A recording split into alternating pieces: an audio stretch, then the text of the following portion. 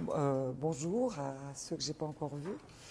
Je vais faire une présentation qui est un petit peu une sorte de tranche dans le travail qu'on mène avec le groupe Girafe en Suisse, puisqu'en fait on s'inscrit dans un souci maintenant qui a bientôt une vingtaine d'années, qui a une bonne vingtaine d'années, dans un système scolaire qui a progressivement, je la fais très courte, mais progressivement fait disparaître le jeu de l'école maternelle, en rendant l'école obligatoire, en lui astreignant des objectifs uniquement disciplinaires et à la frontière, voire même par moment, ça va un peu mieux maintenant, d'instaurer une évaluation sommative dès l'âge de 4-5 ans. Donc on est vraiment dans un système où on s'est construite, en fait je regarde Isabelle puisqu'elle l'a fait avec moi, on s'est construite en réaction et en essayant de sauver quelque chose dans toute cette histoire-là.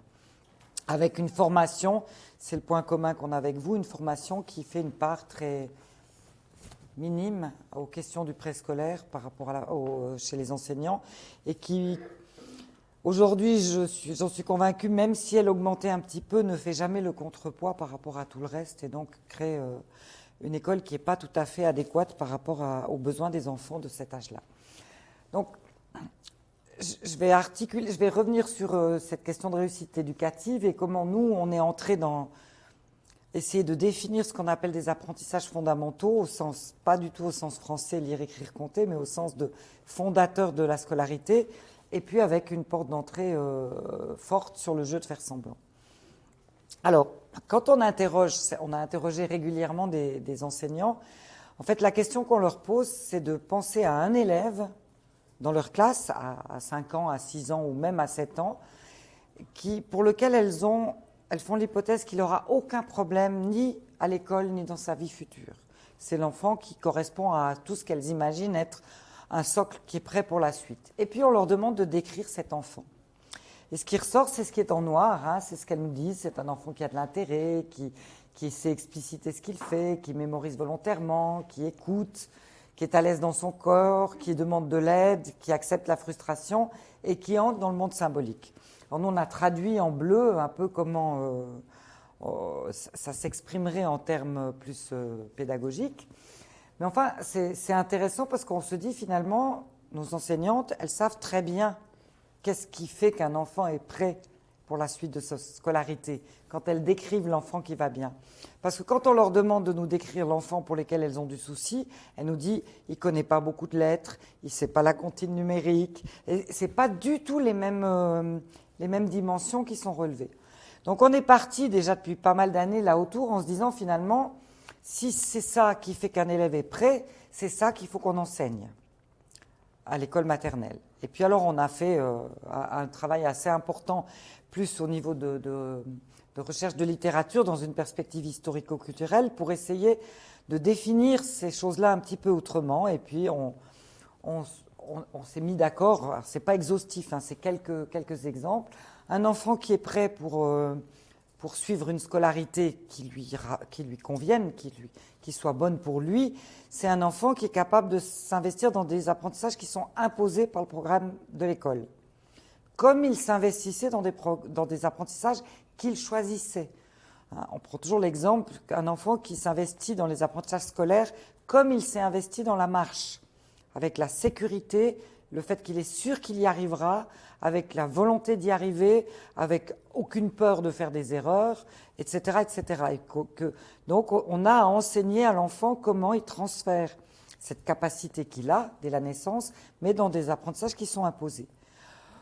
Un autre apprentissage qui est très important et qui va être très lié au jeu, c'est cette capacité de ne plus être en réaction à ce qui se passe, de ne plus être otage de la perception, mais de pouvoir progressivement penser le monde en dépit de ce qu'il perçoit. Pour adopter progressivement différentes perspectives, déjà se rendre compte qu'on peut avoir plusieurs perspectives, adopter des perspectives d'autrui, voire à terme des perspectives disciplinaires sur des objets qui sont stables. D'agir volontairement et consciemment en portant l'attention de plus en plus sur ces processus de pensée, de développer son imagination parce que on ne peut pas agir par la pensée sans imaginer. On ne peut pas, et apprendre à l'école, c'est apprendre sans faire expérience. Donc pour apprendre à l'école, il faut que je puisse faire des expériences par la pensée. Pour d'autres raisons aussi, je dois développer mon imagination pour pouvoir m'imaginer capable ou sachant des choses que je ne sais pas encore aujourd'hui. Ce serait un autre exemple. Et puis, une construction du sens des apprentissages scolaires au sens où on aimerait que l'enfant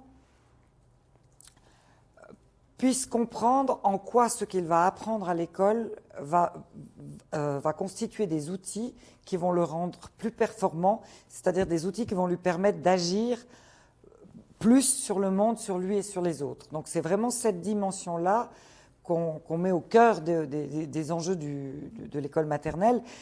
L'enjeu, c'est pas qu'il apprenne à lire, mais c'est qu'il soit conscient de tout ce qu'il pourra faire quand il lira.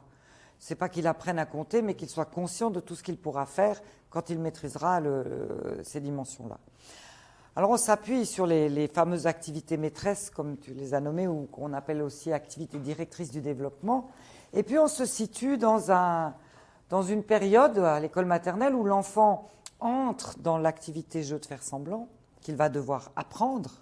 Il va apprendre à jouer à faire semblant, parce que ça lui permettra déjà de mettre une première distance avec le monde qui l'entoure. Donc il va agir, pas encore par la pensée, il n'en est encore pas capable, mais il va matérialiser sa pensée en jouant à faire semblant.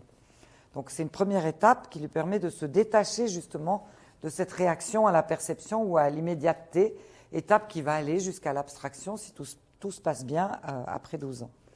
Mais c'est aussi, ce que ça nous dit aussi, c'est que quand on est dans une période avec une activité directrice, les autres activités directrices, les précédentes et les suivantes, elles cohabitent. Sinon, on n'est pas dans une période de transition.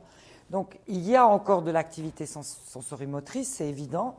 Et puis, on va aller vers l'apprentissage conscient et systématique, mais ce n'est pas l'activité de cet âge-là.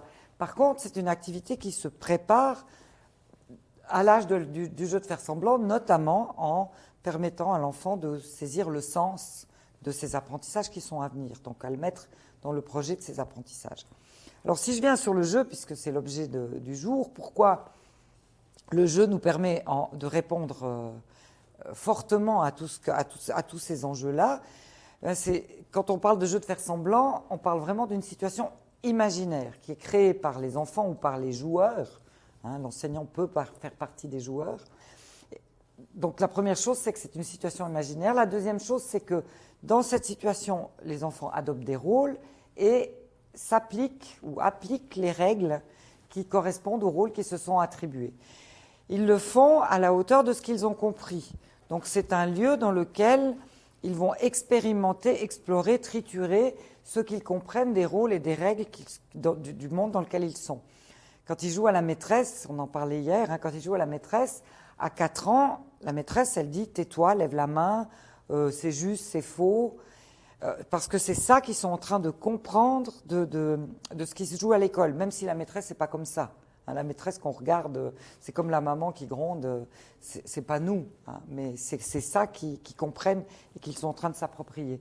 Alors qu'à 7-8 ans, quand ils jouent à la maîtresse, c'est plus du tout ça qui est mis en avant. La maîtresse à 7-8 ans, c'est celle qui invente des problèmes compliqués, avec des calculs impossibles à faire, ou avec des mots qu'on ne sait même pas comment écrire, enfin, etc., etc.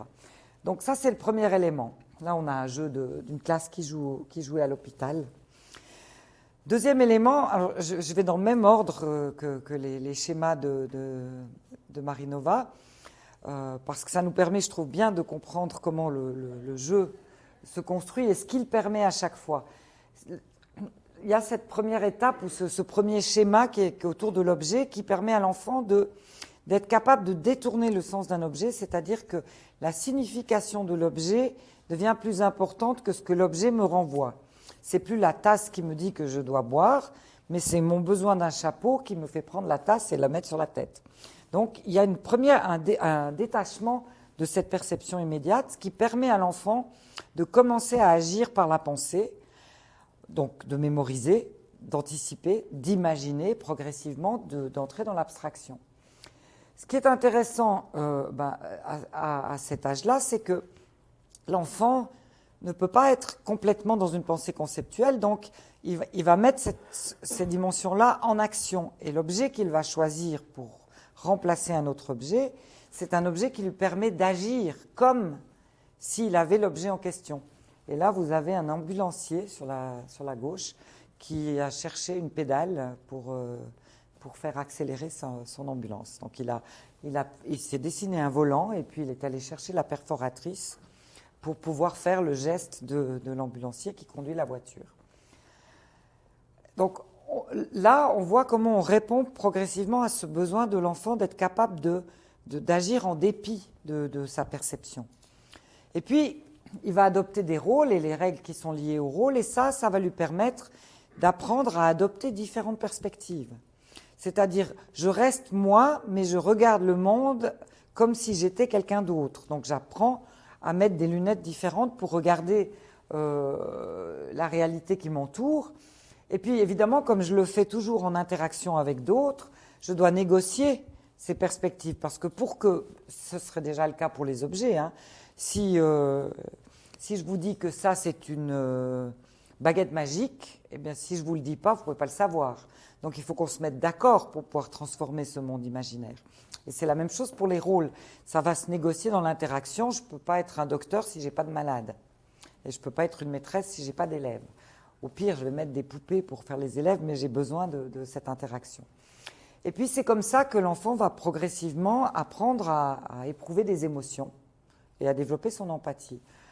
Ce qui est extraordinaire dans le jeu, et je vais déjà un peu sur la suite, mais ce qui est extraordinaire dans le jeu, c'est que l'enfant, il devient conscient de ce qu'il fait puisqu'il décide d'être un docteur, puisqu'il décide de transformer un objet en baguette magique, etc. Donc ça devient de plus en plus conscient, y compris au niveau des émotions. Et ce qui est extraordinaire quand on joue, c'est qu'on peut être content d'être fâché. Donc vous voyez tout ce que ça permet, la densité que ça permet en termes de développement pour l'enfant. Et puis progressivement, on va avoir des scénarios qui se développent, des scénarios de plus en plus complexes. Et ces scénarios, ils sont conduits par celui qui est en train de jouer, au début en même temps, hein, et on voit que j'avance dans la forêt, puis que je rencontre le loup. Et progressivement, c'est des scénarios qui sont négociés en amont, et on va aller jouer, on dira qu'on y va au château, et que tu seras le chevalier, etc., etc. Et donc on voit que ça permet à l'enfant d'être à la fois l'acteur et le metteur en scène de ce qu'il est en train de jouer. Donc ça lui permet de développer des capacités à s'auto-réguler, des capacités de type métacognitive, et ça lui permet aussi de prendre l'habitude de porter son attention sur les processus qui guident l'action et pas sur l'action seulement. Donc on voit bien ce détachement progressif. Ensuite, un autre élément qui nous paraît essentiel par rapport au jeu, ça c'est quand l'enfant sait jouer, quand il a un certain nombre de capacités à mener des scénarios complexes à plusieurs, c'est qu'il va utiliser ce lieu d'abord pour imiter, puis pour transformer, pour comprendre ce qu'il est en train de vivre, comme je vous parlais de la maîtresse tout à l'heure, mais aussi il va le faire pas seulement avec ce qu'il est en train de vivre en termes d'expérience, comme dans le cas de l'hôpital, où vous voyez un enfant qui passe dans le scanner, vous avez un autre qui est sur le lit des malades, enfin, etc. C'est une classe qui a joué à l'hôpital pendant, je pense, 2 mois, donc ça c'est... Ils ont invité une infirmière, un ambulancier, ça s'est nourri et ça s'est grandi. Mais aussi, dans le jeu, il va commencer à faire usage des outils culturels qui sont disponibles, comme il les comprend.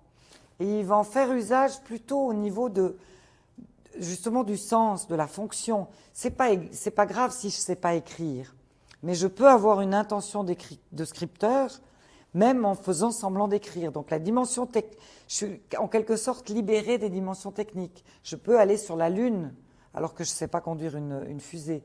Je peux entrer dans les fonctions et dans les sens des choses parce que je suis libérée d'autres dimensions. Et puis là, on a 2 exemples. À gauche, vous avez une petite fille qui joue à la maman avec sa copine.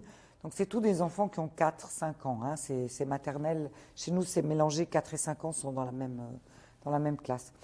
Qui explique à sa fille, donc à sa copine qui joue la petite fille, que lundi, t'as l'école, jeudi, t'as l'école, mais samedi, t'as pas l'école, dimanche, t'as pas l'école.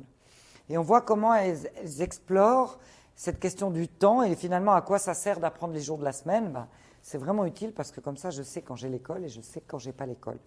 Et puis à droite, vous avez deux petits garçons qui jouent aux espions, qui sont cachés sous le bureau de la maîtresse, c'est leur cachette d'espions. Et ils ont fait un plan de la classe avec la cachette, le bureau dans lequel ils sont, les différents bureaux des copains et les chemins à parcourir pour pouvoir espionner la classe sans être vus. Donc on voit des enfants qui s'approprient vraiment le sens de à quoi ça sert d'avoir un plan. Un plan, c'est pour savoir où je suis, pour savoir où je vais, pour anticiper un trajet. Et puis la dimension canonique du plan, elle est secondaire là, puisqu'ils sont en train d'investir justement cette dimension-là. Et c'est vraiment ça que j'essaie de dire au début, quand ce qu'on doit transmettre, ce qu'on devrait transmettre de notre point de vue, c'est ça, c'est le sens de ce qu'on est en train d'apprendre. Ils apprendront bien assez tôt à mettre le nord en haut et le sud en bas. C'est pas ça l'urgence en fait par rapport à la question du. Et puis enfin, eh bien le jeu de faire semblant, c'est pour ça que je l'appelle faire semblant, pour marquer mon ancrage vygotskien, en opposition au jeu symbolique qui est plus d'ancrage piagétien, parce que pour Piaget, le jeu doit disparaître au profit d'une pensée rationnelle, alors que dans la perspective vygotskienne, le jeu de faire semblant s'intériorise et devient un outil de ma propre pensée. Hein, c'est pour ça que Vygotsky disait l'imagination de l'adolescent, c'est le jeu mais sans l'action.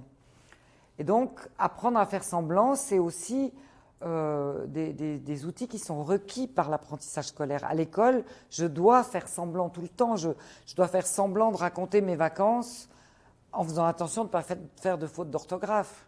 Et puis le pauvre gamin qui croit qu'on lui demande vraiment ce qu'il a fait pendant les vacances, eh ben, il se plante parce qu'il n'a pas compris que ce n'était pas du tout la règle du jeu de l'école. Donc on est tout le temps en train d'adopter des rôles, de s'autoréguler, de s'autoguider, et ce sont pour nous vraiment des apprentissages fondamentaux qui sont particulièrement favorisés par le développement du jeu, de faire semblant. Alors à l'école, on reconnaît là, maintenant je bascule un peu du côté plutôt de l'adulte, quoique ça concerne aussi l'enfant, mais les fonctions du jeu de faire semblant à l'école, c'est tout d'abord une fonction de reconnaissance, puisqu'on donne une place à l'enfant où on reconnaît ce qu'il sait, ce qu'il a, on lui laisse un espace pour montrer, pour être celui qu'il est et investir les apprentissages qu'il a décidé ou qu'il a choisi d'explorer, en tout cas pendant un temps. Ça a une fonction d'intégration, puisque, on en a aussi beaucoup parlé hier, dans ces moments de jeu, les différences entre les élèves, l'hétérogénéité qu'ils peuvent avoir dans leurs apprentissages, eh bien, elle n'est pas problématique, elle va se jouer autrement. Les places de chacun peut trouver sa place, pour le dire autrement, mais d'une manière différente. Il a une fonction développementale, j'en ai assez parlé. Il a une fonction de réinvestissement, c'est ce que je viens de vous montrer, parce que s'il n'y a pas un espace dans lequel l'enfant peut explorer ce qu'il est en train d'apprendre, eh bien ça risque de rester des apprentissages extrêmement superficiels. On va avoir des enfants qui répètent, qui mémorisent, qui appliquent, mais qui n'ont pas la possibilité d'expérimenter dans des situations qui sont authentiques pour eux, en faisant semblant, à quoi peuvent leur servir ces différents apprentissages qu'ils sont en train de construire. Et puis, en écho avec ce qu'on a entendu ce matin, une fonction de révélateur, puisque en observant le jeu de l'enfant, l'adulte a accès, Vygotsky le disait, en regardant le jeu, l'adulte a accès à l'enfant de demain, puisque dans le jeu, l'enfant prend des risques et va au-delà de ce qu'il pourrait faire ou ce qu'il pourrait expérimenter dans des situations plus ordinaires. Alors si on va maintenant, pour conclure, j'arrive bientôt à la fin, du côté de l'enseignant, on sait, hein, donc le jeu c'est un lieu idéal pour observer, repérer des ressources, repérer des acquis, des intérêts, ce que comprennent les enfants, ce qu'ils investissent, etc. Ce qu'on a entendu sur la documentation pédagogique, pour moi ce matin, ça résonne à 200% là, à ce niveau-là. Et puis ce qu'on sait aussi, c'est que c'est les Anglais qui ont fait pas mal de recherches sur aller voir comment travaillent les écoles maternelles qui sont considérées de haute qualité, c'est-à-dire en Angleterre sont considérées de haute qualité les écoles maternelles dont on a pu repérer que les enfants qui en sortent dans les degrés suivants ont plus de chances, toutes choses égales par ailleurs, ont plus de chances de réussir scolairement. Et ce qui a été observé, c'est que on observe dans ces classes-là que quand les enfants jouent, on retrouve les éléments de ce qui est appris par ailleurs. Donc, ça nous indique que les enfants construisent du sens à ce qu'on est en train de faire avec eux, puisqu'ils le réinvestissent dans leur jeu. Mais on retrouve aussi dans la planification de ce que fait l'enseignant ce qui a émergé du jeu en termes de besoins et d'intérêts de la part des enfants. Et nous, dans nos travaux, quand on forme, on fait des formations avec des enseignants qui sont déjà enseignants, qu'on suit pendant 2 ans, à peu près une journée par mois, en alternance, on les prend, ils vont dans leur classe, des fois on va avec eux dans les classes, et on les accompagne pendant 2 ans pour qu'ils osent lâcher et ouvrir un espace de jeu, un vrai espace de jeu, pas des coins où on s'inscrit, mais un espace dans lequel on peut transformer la classe, on peut explorer le monde du jeu. Eh bien, on est à la 8e volée, on est à peu près à 160 enseignants qu'on a suivis. Chaque fois, on leur demande de nous identifier les 3 éléments qui ont changé dans leur pratique. Et ce qui ressort massivement, mais vraiment massivement, c'est que quand elles ont laissé les enfants jouer et qu'elles ont appris à observer le jeu des enfants, elles les connaissent beaucoup mieux. Et quand elles disent qu'elles les connaissent beaucoup mieux, elles disent surtout qu'elles ont découvert qu'ils avaient beaucoup de ressources. Et qu'en fait, souvent, quand elles suivaient leur programme, elles les bêtifiaient parce qu'elles faisaient avec eux des choses dont ils n'avaient pas nécessairement besoin. Mais c'est dans le jeu qu'elles ont pu voir qu'elles n'avaient plus à avoir peur par rapport à où elles devaient les emmener, puisque en s'appuyant sur les ressources des enfants, elles arrivaient à aller beaucoup plus loin. Et dans les mêmes travaux, je ne l'ai pas mis là, la deuxième dimension qui ressort aussi très très fortement, c'est qu'elles ont des classes qui sont apaisées, avec des enfants qui gèrent très bien les conflits tout seuls entre eux. Ils ont beaucoup moins besoin de l'adulte pour réguler leurs conflits, beaucoup moins de problèmes de comportement et un niveau d'attention et de concentration beaucoup plus élevé dans les autres moments que les moments de jeu. Et c'est questionnant par rapport à aussi ce qu'on a discuté un peu hier, c'est que la peur de l'heure de jeu qui va empiéter sur autre chose, et puis en fait c'est exactement l'inverse, l'heure de jeu va non seulement pas empiéter, mais elle va faire en sorte que les autres moments sont beaucoup plus profitables pour les enfants.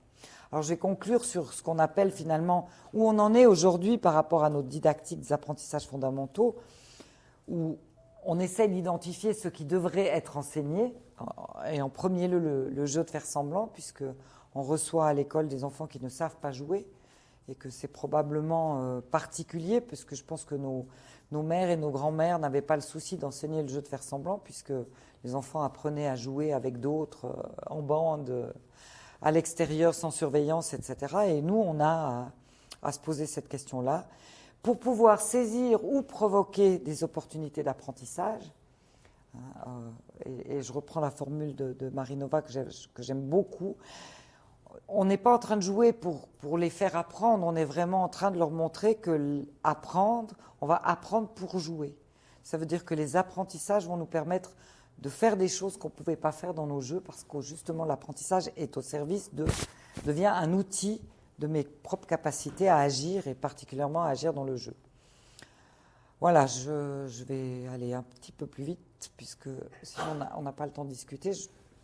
J'insisterai aussi sur la question de la perspective des enfants, et je pense que le jeu est un endroit privilégié d'accès à la perspective de l'enfant. C'est un endroit qui est privilégié d'accès pas seulement à son intérêt, mais aussi à ce qu'il est en train d'explorer, et ce qu'il a vraiment décidé d'apprendre, et puis ce qu'il a compris de ce qu'il est en train d'apprendre. Voilà, je vous remercie pour votre attention.